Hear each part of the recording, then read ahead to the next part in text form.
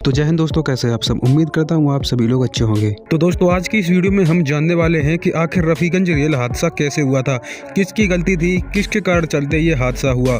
तो चलिए आइए वीडियो को शुरू कर लेते हैं। उससे पहले अगर आप लोग चैनल पर नया हैं तो वीडियो को लाइक करके चैनल को सब्सक्राइब जरूर कर लें। दोस्तों दरअसल हावड़ा से चलकर नई दिल्ली को जाने वाली नई दिल्ली हावड़ा राजधानी एक्सप्रेस हमेशा की तरह 9 सितंबर 2002 को भी हावड़ा नई दिल्ली राजधानी अपने नियत समय से चलने को तैयार थी और हमेशा की तरह अपने निर्धारित समय पर 5 बजे हावड़ा रेलवे स्टेशन से निकलती है।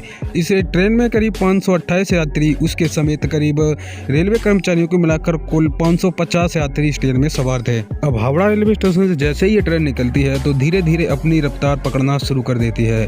सभी यात्री जो थे वो आरामदायक अपने सफर का आनंद ले रहे थे। रात के करीब 10:30 पर ट्रेन जो थी वो गया जंक्शन को पार करती है। अब सभी लोग खाना खाकर रिलैक्स हो चुके थे। अब सोने की तैयारी चल रही थी। बोगियों की लाइट बुझा दी गई थी। इक्का दुक्का आदमी ही अपनी जो किताबें थी उनको पढ़ रहे थे। जैसे ही ट्रेन रात 10:40 पर रफीगंज रेलवे स्टेशन से 2 किलोमीटर आगे बढ़ती है, उसी वक्त तेज धमाके के साथ पूरी की पूरी ट्रेन जो थी धावी नदी पर बने हुए पुल से नीचे नहर में जा गिरती है। दोस्तों हादसा काफी भयानक था। इस हादसे में करीब 126 लोगों की जानें चली गई। दोस्तों उस समय वहाँ का माहौल कुछ अलग ही था। चारों तरफ ट्रेन के डिब्बे बिखरे पड़े हुए थे। यहाँ तक कि ट्रेन का जो पेंट्री कार था वो आधा लटका हुआ था।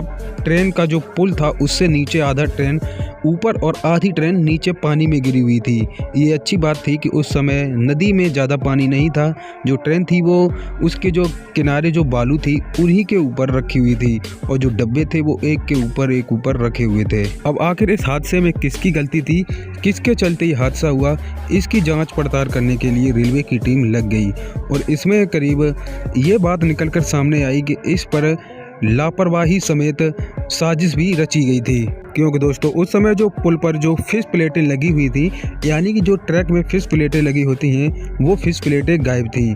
अब फिश प्लेटें जो होती हैं वो ट्रैक को आपस में जोड़ कर रखती हैं, इसीलिए इस फिश प्लेटें जो होती हैं वो लगाई जाती हैं ताकि दोनों ट्रैक आपस में सही से जुड़े रहें। लेकिन जब ये हादसा हुआ उस वक्त इस पटरी पर जो फिश प्लेटें थी वो नहीं थी और उसके बावजूद भी उस दिन रेलवे द्वारा पेट्रोलिंग भी नहीं की गई थी, यानी कि पटरी चेक करने के लिए कोई भी नहीं आया था। अब दोस्तों ट्रैक पर फिश प्लेटें न होने का कारण केवल एक ही दर्शाता है कि ये हादसा एक तरह की लापरवाही समेत साजिश ही रची गई थी।